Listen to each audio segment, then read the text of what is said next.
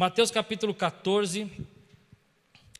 Logo em seguida, Jesus insistiu com os discípulos para que entrasse no barco e fosse adiante dele para o outro lado. Enquanto ele despedia a multidão, tendo despedido a multidão, subiu sozinho ao monte para orar. Ao anoitecer, ele estava ali sozinho, mas o barco já estava a considerável distância da terra, fustigado pelas ondas, porque o vento soprava contra ele. Alta madrugada, Jesus dirigiu-se a eles, andando sobre o mar. Quando o viram andando sobre o mar, ficaram aterrorizados e disseram: é um fantasma! E gritaram de medo. Mas Jesus imediatamente lhes disse: coragem, sou eu, não tenham medo. Senhor, disse Pedro, se és tu, manda-me ir ao teu encontro por sobre as águas. Venha, respondeu ele. Então Pedro saiu do barco, andou sobre as águas e foi na direção de Jesus. Mas quando reparou no vento, ficou com medo e, começando a afundar, gritou: Senhor, salva-me. Imediatamente Jesus estendeu a mão e o segurou e disse: homem de pequena fé, por que você duvidou? Quando entraram no barco, o vento cessou. Então os que estavam no barco adoraram, dizendo: verdadeiramente tu és o Filho de Deus. Vamos orar? Senhor, fala conosco nessa manhã, traz a tua palavra à nossa vida agora, nos alimenta, Senhor, nos fortalece no espírito, nos fortalece, Senhor, emocionalmente, para que nós possamos, Senhor, caminhar essa jornada que nós temos nesses dias, em nome de Jesus, amém.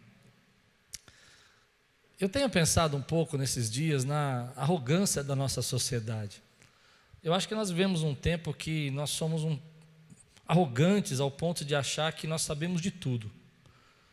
As nossas certezas, as nossas discussões, se você vê, por exemplo, na internet os debates, como as pessoas defendem os seus lados e como elas têm certeza de tudo, elas não duvidam de nada, elas não têm nenhuma sombra de dúvida de que elas estejam erradas, mesmo nas coisas que nós vemos, por exemplo, parece que há um caminho só, aquilo é uma verdade absoluta e nada vai mudar e nada vai ser diferente, é daquele jeito, é assim que é e acabou. Eu não sei se você sente isso, mas eu tenho sentido um incômodo com isso, como se não houvesse nada a ser descoberto, nada novo, tudo que nós já temos que descobrir ou temos que viver, nós já sabemos, apenas é uma evolução do que nós temos.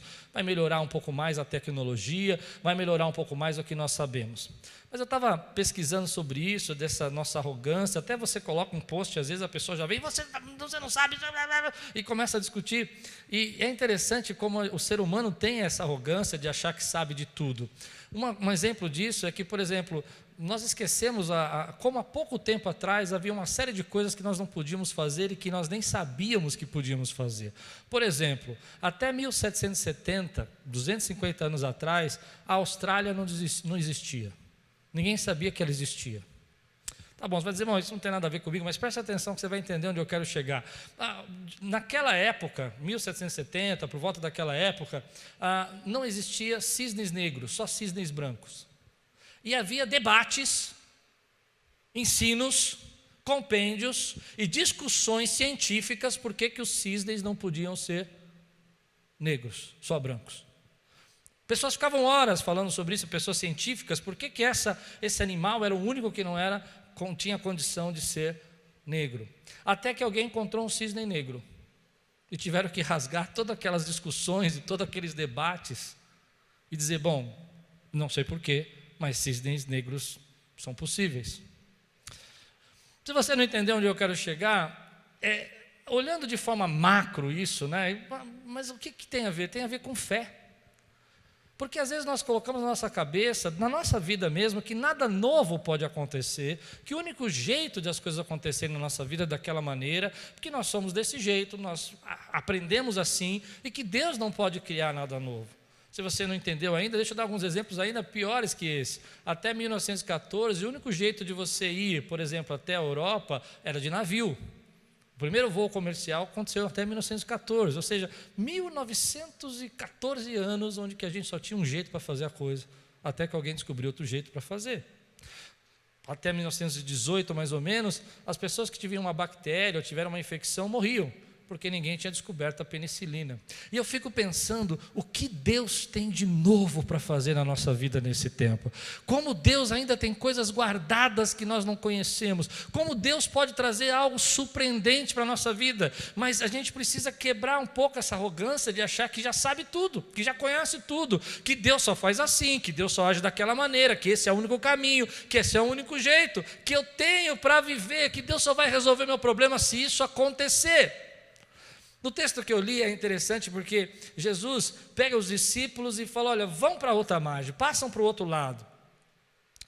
E ele insiste com os discípulos para que eles vão para aquele lugar. E os discípulos, meio contrariados, de acordo com o texto, vão para o barco e vão para outro lugar, e eles vão parar no meio de uma tempestade, vento forte, ondas contrárias, e eles não conseguem navegar. E essa é uma lição que não tem a ver com a minha pregação, mas um dia eu quero pregar sobre isso. É porque às vezes há tempestades que você vai sozinho e há tempestades que Deus te manda ir. E as que Deus te manda ir sempre é para você crescer.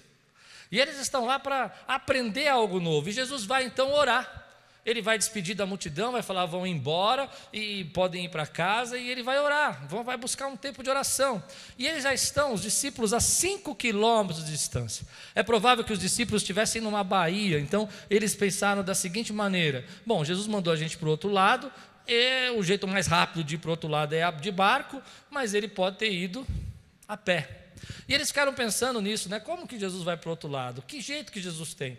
Mas aqui que está a surpresa deles. Jesus vem sobre as águas. Jesus vem andando sobre as águas, porque eles não sabiam que Jesus tinha uma outra maneira de fazer algo que eles imaginavam que era só de um jeito. Se você não entendeu ainda, deixa eu explicar. Deus tem caminhos diferentes que você não conhece. E eu vou mais longe nisso. Olha o que Deus fala no meu coração. Ele não tem só um caminho de andar sobre as águas. Ele podia ter sido transladado para lá. Ele podia ter ido de outra maneira. Eu não sei, podia ter ido voando. Porque Deus pode fazer coisas que você não sabe, que você não conhece. Nós muitas vezes estamos dizendo assim: Deus, esse é o único caminho que o Senhor pode operar. O Senhor tem que me dar um barco, o Senhor tem que andar com o barco. E Deus está dizendo para você: ei filho, você não conhece, eu sou poderoso para andar sobre as águas. Eu tenho caminhos que você não viu. Eu tenho jeito de fazer a sua caminhada que você não conhece.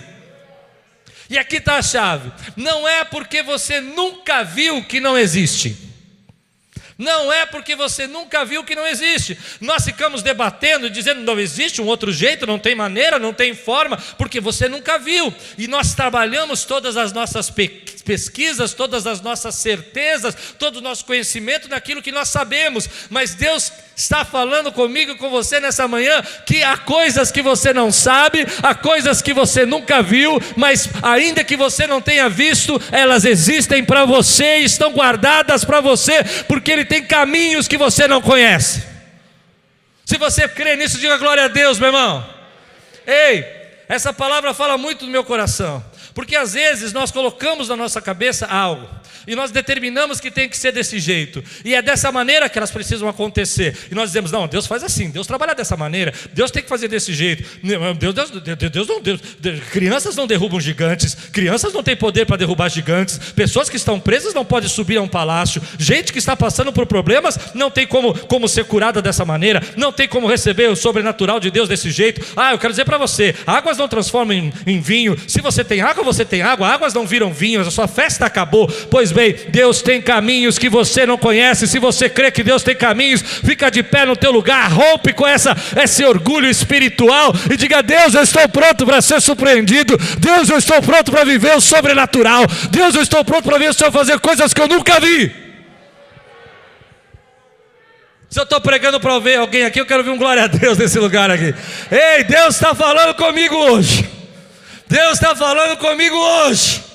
Vou deixar você processar. Caminhos que você não conhece, que você nunca viu, não quer dizer que não existam. Quero que você diga isso comigo. Não é porque eu nunca vi que não existe. Sente. Deus fala comigo assim profundamente sobre isso, porque às vezes nós estamos falando com Deus e nós estamos dizendo para Ele: Deus, o jeito que o Senhor tem que ir para o outro lado é de barco, ou senão o Senhor vai ter que ir a pé e vai demorar muito. Então o Senhor tem que fazer do jeito que eu estou falando. E Deus fala assim: filho, você não sabe de nada. O problema é que você sabe demais. O problema é que você sabe tanto, mas tanto, que não dá espaço para eu trazer aquilo que você não sabe. Você conhece tanto do jeito que eu tenho que fazer, que você já está dizendo para mim como tem que ser feito. Aliás, eu acredito assim, que Jesus viesse aqui hoje, nesse tempo, numa igreja, nós íamos ter que ensinar Jesus como faz as coisas. Eu não sei, acho que eles não entenderam. Nós já temos que dizer, Jesus, o senhor não cura isso, não, essa doença o senhor não cura. Deixa eu falar, não, senhor, essa pessoa o senhor não tem que falar, não, peraí, esse tipo de gente não é para o senhor andar. Aí, Jesus, aí é lugar de o senhor sentar. Vocês estão rindo de mim ou rindo de nós? Tem uma diferença. De nós, porque às vezes nós colocamos isso de uma maneira como se Deus tivesse que operar daquele jeito. E eu estou dizendo para você, existem cisnes negros. E você vai ver pessoas defendendo, não, isso não acontece, Deus não faz dessa maneira, essa obra não pode ser feita assim. E Deus fala. E as pessoas vão dizer, andar sobre as águas? Não. Alguém ficou esperando Jesus lá. Provavelmente alguém que ele combinou para trazer ele para cá. Ele mandou a gente embora, mas ele vai vir com alguém. E é interessante porque Marcos, eu li o Mateus, mas no Evangelho de Marcos, a Bíblia diz que Jesus queria passar diante deles. Eu acho isso muito legal. Não sei, mas olha que legal. Eles estão no barco remando com força e tentando ir para frente, e vai para trás, e a onda empurra, e eles vão um pouquinho, 5 quilômetros. Eles saíram, a Bíblia diz que eles saíram, estava anoitecendo. Jesus vai alcançar eles. Jesus orou, despediu a multidão. Não, você não entendeu. Ele orou. Não, Jesus não orou assim. Será que ele orou assim? Obrigado por esse dia, tchau. Que nem você ora quando você vai almoçar. Não, eu não acredito nisso. Será que ele ora assim? Não, acho que ele orou mesmo, né? Porque a Bíblia dá a entender que ele subiu ao monte, né, para orar. Então, a Bíblia diz em Marcos que ele queria passar diante deles. Eu fico imaginando isso. Jesus olhando para si, eu vou dar um susto nessa rapaziada aí. Eu vou dar um susto nesse pessoal aí. Eles estão achando que sabe tudo. Eles estão aí achando que não sabe. Eu tive que insistir, eu tive que mandar eles não iam. Falei, vai, não obedece, tem que insistir. Sabe quando você fala com seu filho, vai lavar a louça, ele fala, estou indo. Aí você fala, você vai agora, você vai ver. Insistir é isso, não é? Ele estava insistindo, a Bíblia diz, ele insistiu. E aí eu fico imaginando que Marcos fala que ele queria passar adiante. Eu fico imaginando Jesus falando assim, vou passar adiante só para eles verem. Eles acham que sabem tudo. E eu acho engraçado essa parte, porque eles ficam com medo e começam a gritar. Mateus diz que eles gritam e falam assim, é um fantasma, é um fantasma. E Jesus, ei, coragem, sou eu. Só porque você nunca viu, não quer dizer que eu não posso. Só porque você nunca viu e não sabe, não quer dizer que eu não posso fazer. Aliás, eu posso fazer muito mais. Ah, meu irmão, quem está aqui comigo hoje aqui para adorar a Deus? Dá uma glória a Deus por isso, querido. Há tanto que eu creio que Deus pode fazer nesse momento para nos surpreender. Há tanto que eu creio que Deus tem guardado para mim. Meu irmão, deixa eu dizer uma coisa para você que arde meu coração. Eu não sei quantos anos você tem, eu não sei se você é mais velho que eu, mais novo que eu, não importa, mas eu sei que Deus guardou algo que você não conhece, que vai surpreender você, que você vai dizer, uau, eu não sabia que Ele podia fazer. E Ele pode fazer. Oh, aleluia!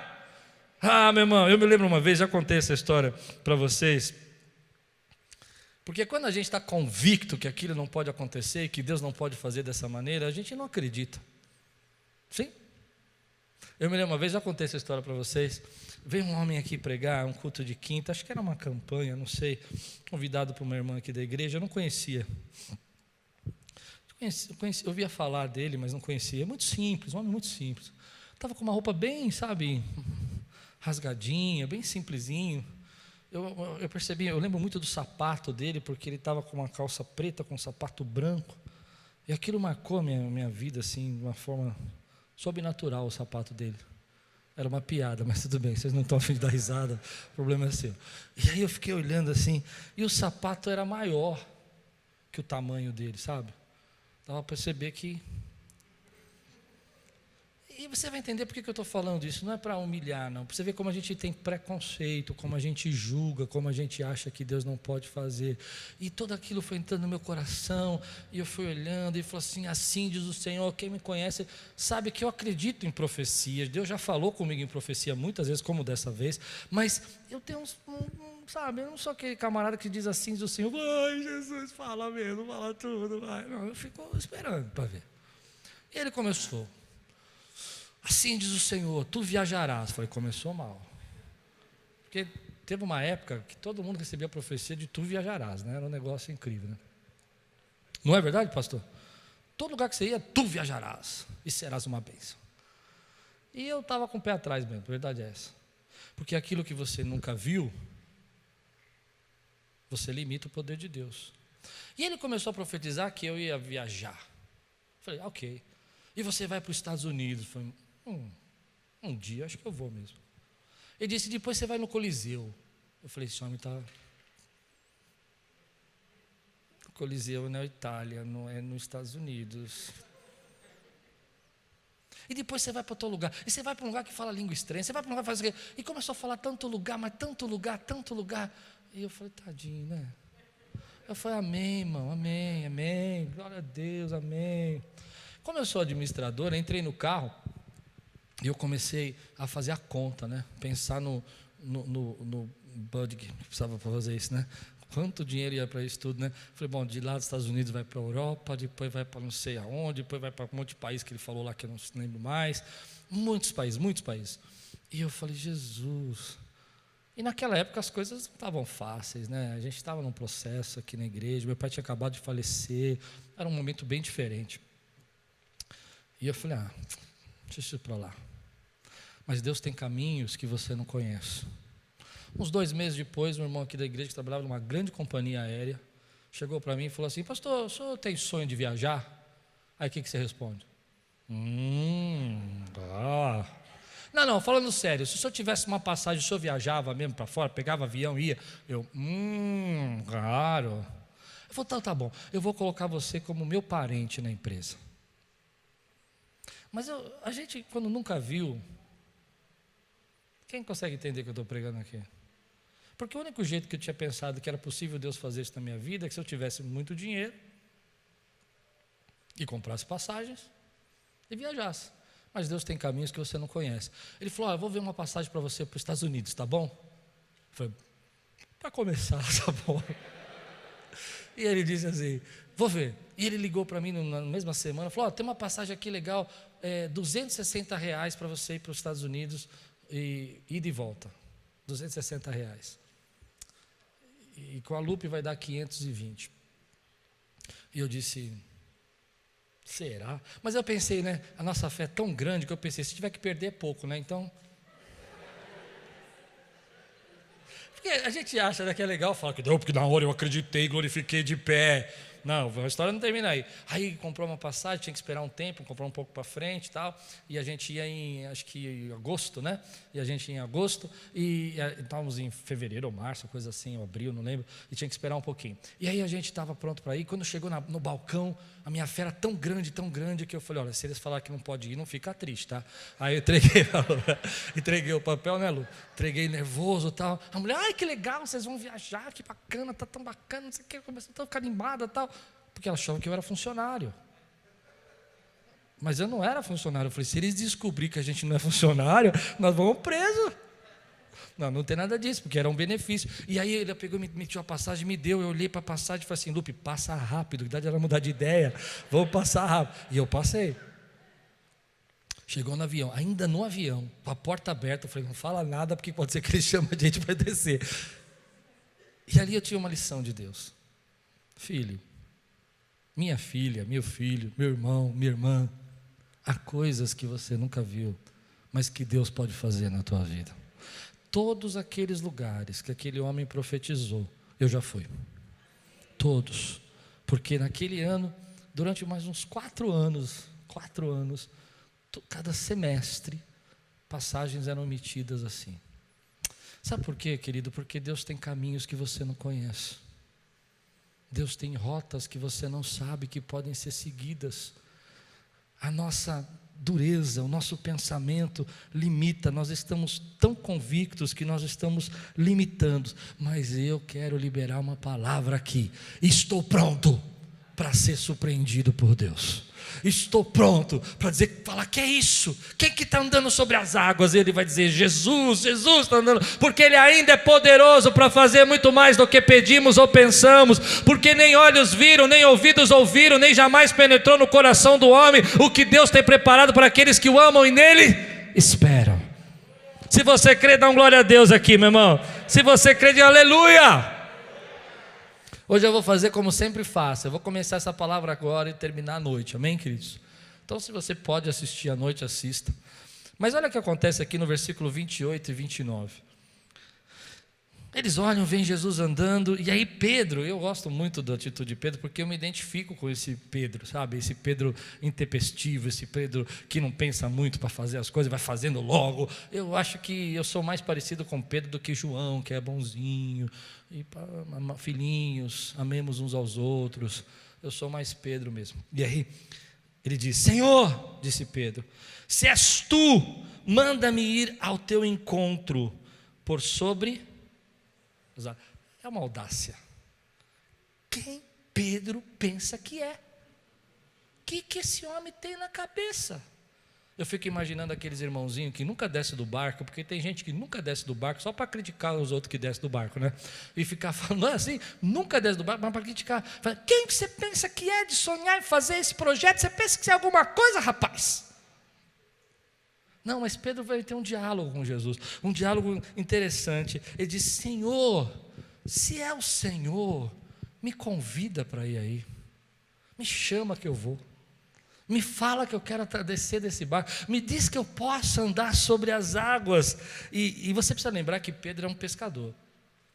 Isso é muito importante, porque Pedro conhece a região, Pedro conhece aquele lugar, aquele lago que eles estão. Pedro conhece como é perigoso à noite, de madrugada, descer de um barco com ondas e ventos. Ele não está na ingenuidade, ele não está pensando, vou descer porque eu não sei o que pode acontecer. Ele sabe dos riscos, embora ele vai depois se atrapalhar todo, mas no começo eu gosto dessa atitude, porque ela me relevou, me lembrou de algo que precisa nascer dentro da gente.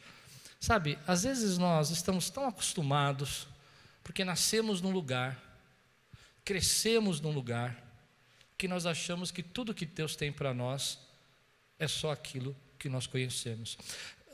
Pedro nasceu pescador, cresceu numa família de pescador, mas dentro dele tinha mais que um pescador. Tinha alguém que queria viver o sobrenatural de Deus. Há coisas que Deus coloca dentro de nós que é dessa maneira. Nós nascemos num lugar, fomos criados dessa maneira, começamos a iniciar uma profissão, porque alguém nos levou para aquela profissão, mas dentro de nós tem um profeta, dentro de nós tem um pastor, dentro de nós tem um evangelista, dentro de nós tem um quebrador de cadeias, dentro de nós tem uma autoridade espiritual, dentro de você tem mais do que você imagina. Quando eu olho para esse texto, eu me lembro da história de Eliseu e Elias, porque quando Eliseu está no arado, agricultor, cuidando das coisas da família e tentando cuidar das coisas da casa, Elias passa e fala assim, vem comigo, vem agora. E Eliseu abandona a agricultura, abandona a plantação da família, queima as juntas de bois e vai fazer aquilo que Deus mandou, porque ele podia ter nascido agricultor, mas dentro dele havia algo maior, que era ser um profeta de Deus. Pedro podia ter nascido pescador, mas dentro dele havia um pescador de homens que queria viver pescas milagrosas e queria aprender a andar sobre as águas. Meu irmão, dentro de você há circunstâncias, situações que te inibem, dizem que você é aquilo, mas você sabe que dentro de você tem mais, e você quer mais, e você vai viver mais de Deus, porque Deus está chamando você para esse mais. Receber um convite de Jesus desse é maravilhoso, é sobrenatural, porque convites são privilégios, convites são momentos que Deus diz para você, estou lhe convidando, é um privilégio. Se alguém te convida para sua casa, é um privilégio. Se alguém te convida para um casamento, é um privilégio. Jesus está dizendo, ei, venha, eu estou lhe convidando, porque eu sei que dentro de você tem mais do que você imagina. Não é só isso que você quer, você não quer fazer só as suas orações na hora, querido, da sua refeição. Você quer viver um banquete espiritual, e eu estou pronto para derramar sobre sua vida. Se você crê, diga amém, meu irmão. Ele está dizendo, ei, espera um pouco, eu estou vendo uma coisa que eu nunca vi. E se você quiser viver uma coisa que você nunca viveu, você precisa fazer algo que nunca fez. E Pedro vai fazer algo que nunca fez. Ele vai dizer assim: minha família me ensinou que o certo é ficar no barco. Eu, como um pescador experiente, sei que o certo é ficar no barco. Mas o tema de hoje é esse: vou descer do barco, porque tem mais em mim que eu quero viver para a glória de Deus. E eu preciso fazer algo que eu nunca fiz para viver esse mais. Eu vou viver o que Jesus está mandando eu fazer. Não tem como explicar isso, mas às vezes a gente começa a limitar tudo que Deus quer fazer, porque você se vê como pescador, você se vê como alguém que só pode fazer aquilo, mas você sabe que dentro de você tem algo que você quer fazer mais e maior. Quando Pedro foi exposto ao que era maior, ele largou o menor. Às vezes nós queremos ficar seguros, e esse é o tema da noite, tão seguros que nós ficamos presos no barco. Não vou pregar sobre isso agora, vou deixar para a noite. Mas quando Pedro é exposto a Jesus andando sobre as águas, ele não tem dúvida, ele fala assim: eu estou pronto para deixar esse barco, porque eu aprendi, eu vi que há algo maior, que eu achava que não podia, mas que eu vejo que posso. E se é o Senhor, me convida, me convida. Meu irmão, tem muita gente, e você sabe que eu estou dizendo algo que é profundo, que limita-se, porque nasceu no lugar, porque cresceu no lugar, porque é de um jeito, porque a vida toda fez sempre assim, e você acha que não pode fazer o que Deus está chamando você para fazer. E eu queria dizer isso para você: Deus está chamando sim, não é da sua cabeça. Deus nesse tempo está chamando pessoas para fazer algo maior, algo que arde o coração. Ele ainda continua chamando pessoas. Eu não sei aqui se você hoje consegue traduzir isso para a tua vida, mas para a minha vida foi muito claro isso. De tudo que eu vivi na minha vida até hoje, eu enxerguei, quando criança, pessoas falando para mim que eu não podia ser um pastor. Então eu fugi de tudo isso, porque eu podia ser um administrador bom, eu podia ser um consultor bom, mas todo mundo disse que eu não podia ser um pastor bom. Você é muito bravo, você é muito nervoso, você não tem condição, você estudou nessa escola pública, você não sabe falar direito, sua educação não foi muito boa. Eu não sei o que você diz para você. O que eu sei é que há algo maior dentro de você, é que nenhuma dessas condições podem impedir você de viver esse algo maior. Aqui está a chave, querido.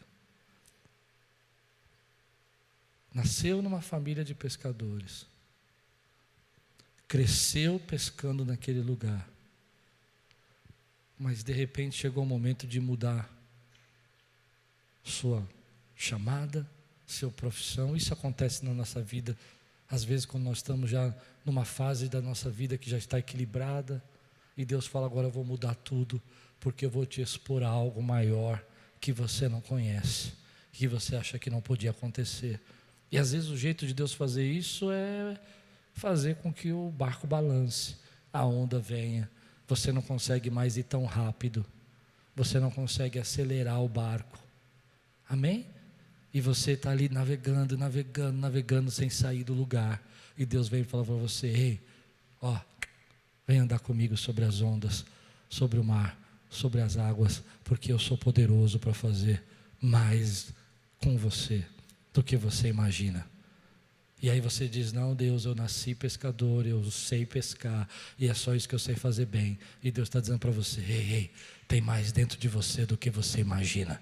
Você pode fazer muito mais do que você pensa. Você acha que esse é o fim, esse é o limite, porque você nunca viu, não quer dizer que não exista.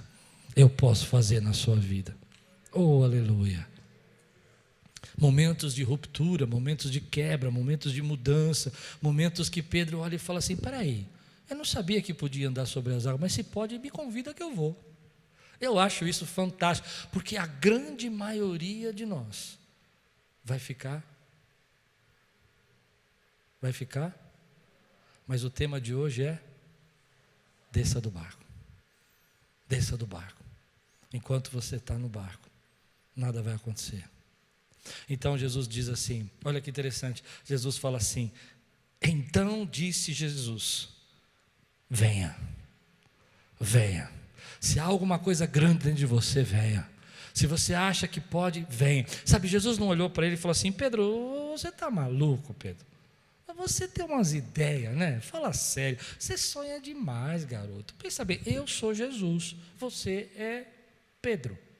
Vou repetir, eu sou Jesus e você é Pedro. Mas Jesus não faz isso. Jesus não olha para ele e diz assim, olha, vou desestimular toda essa paixão, todo esse desejo, porque ele está pensando coisas que não pode fazer. Jesus, na verdade, estende o convite e fala, venha.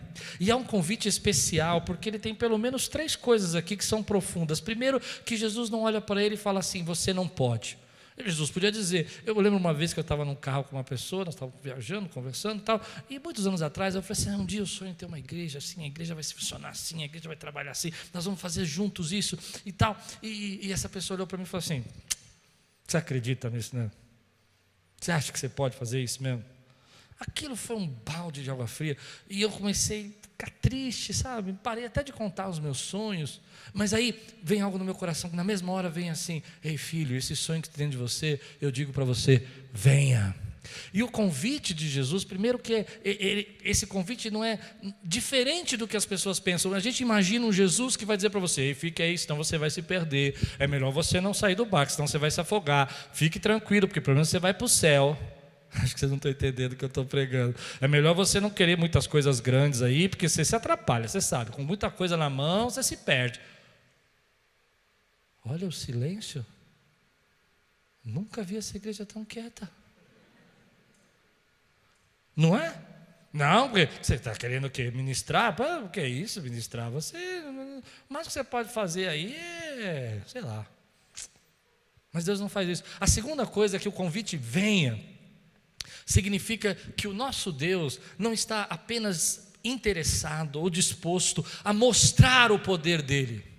Porque uma coisa é o milagre de Jesus andar sobre as águas, outra coisa é o milagre de Pedro andar sobre as águas.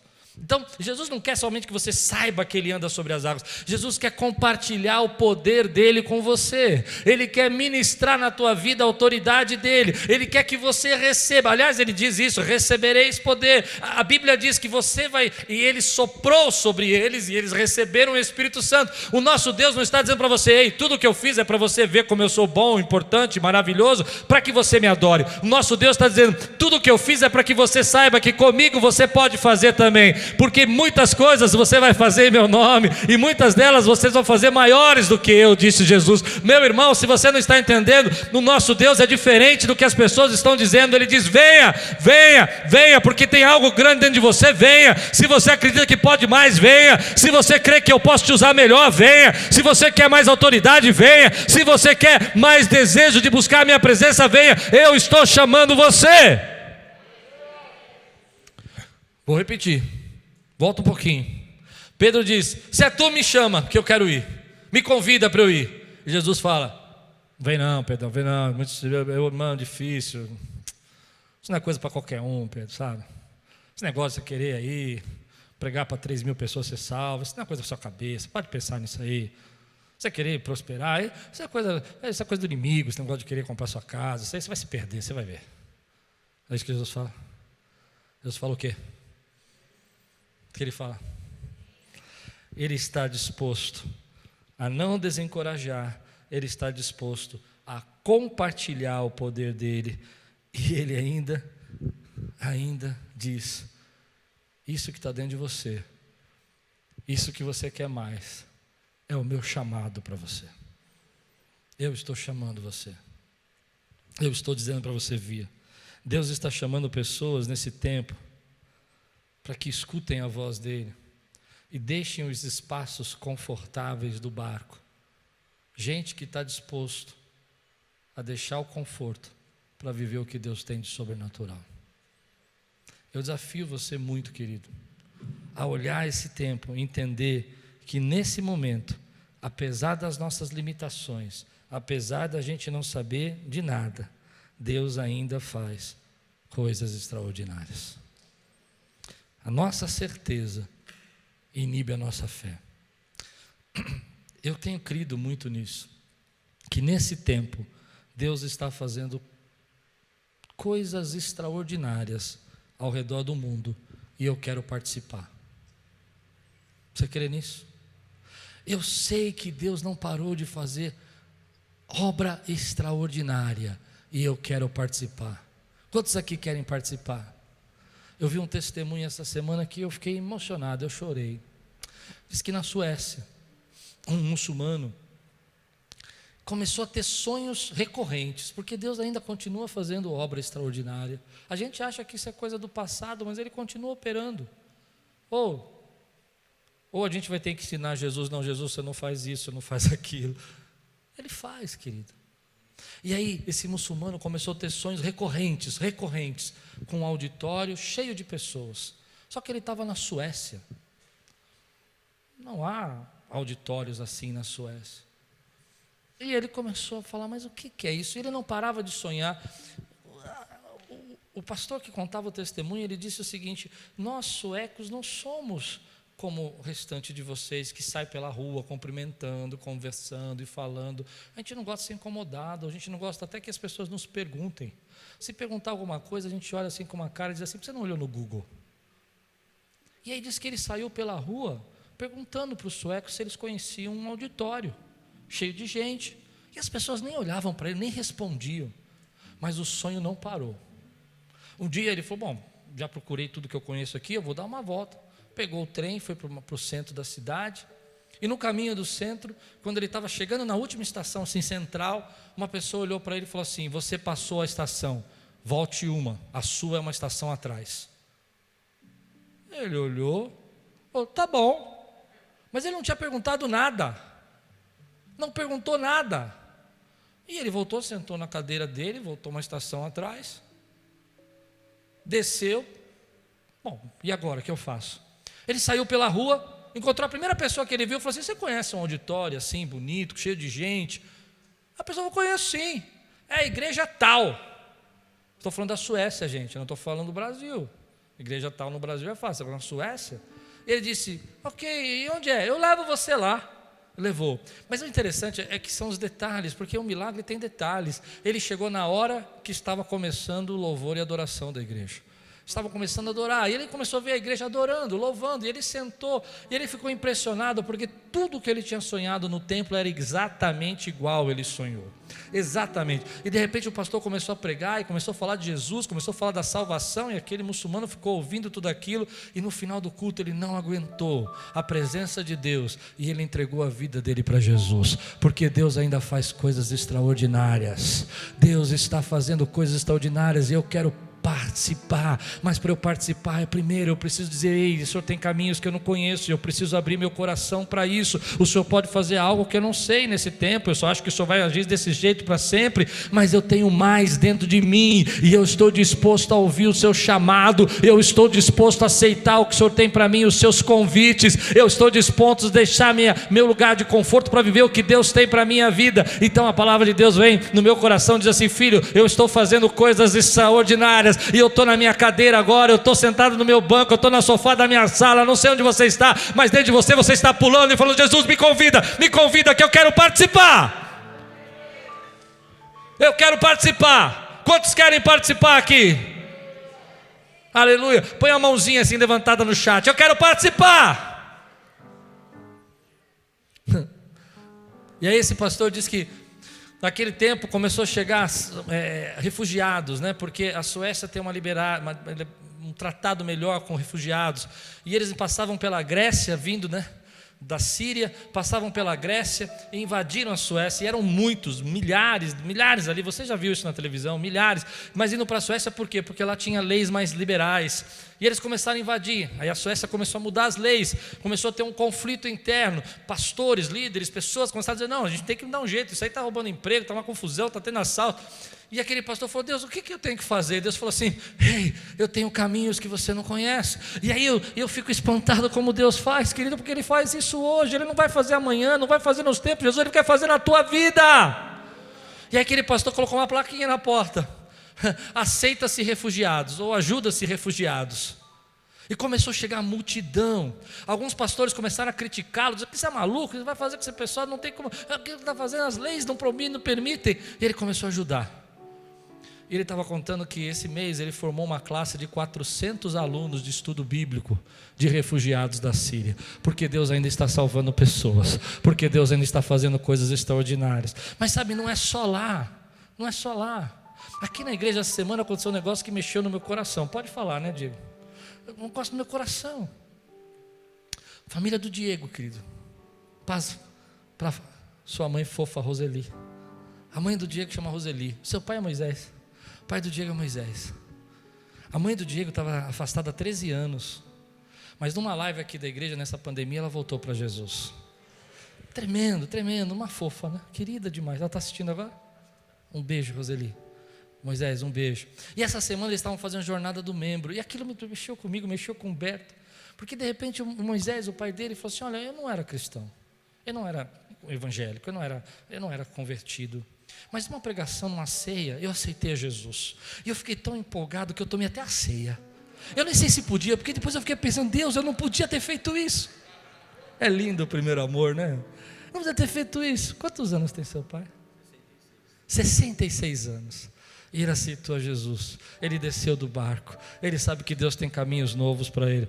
E aí eu falei: senhor Moisés, e agora? Não, porque essa última ceia eu não tomei. Ela fez só para ela, pastor. Ficou triste, sabe? Eu falei: ó, faz assim, ó, divide, reparte. Eu falei: quando acabar essa pandemia, o senhor vai se batizar. Falei: claro que eu vou. Deus está fazendo coisas extraordinárias.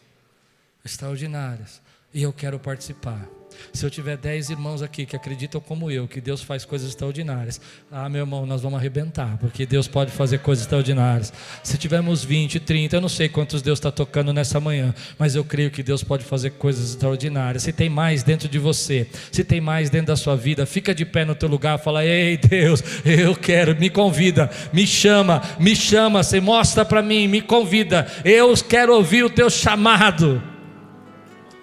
Eu conversava com meu irmão e ele teve um problema sério lá na igreja, porque lá em Curitiba abriu, ficou 2 semanas aberto, e a igreja do meu irmão é muito grande, ela tem uma estrutura, isso aqui é difícil, irmão. Imagina numa estrutura para 10 mil pessoas, é complicado, é muita coisa, 500 funcionários, e nós estávamos batendo um papo e conversando, e abriu, 2 semanas mandaram fechar, fecha tudo, ele teve que fechar tudo, ele tem um canal de televisão, teve que fechar.